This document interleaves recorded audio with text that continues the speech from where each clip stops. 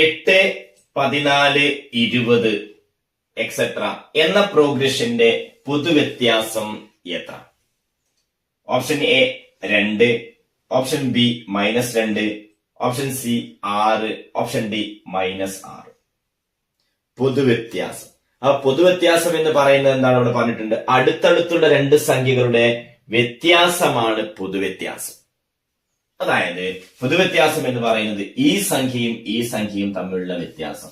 അങ്ങനെ വരുമ്പോ രണ്ട് സംഖ്യകൾ തമ്മിലുള്ള 14 നിന്ന് 8 കുറച്ചാൽ നമുക്ക് എത്ര കിട്ടുക? അതാണ് പൊതുവ്യത്യാസം. അതെത്രയാണ്? 16 8 കുറച്ചാൽ 6 കിട്ടും.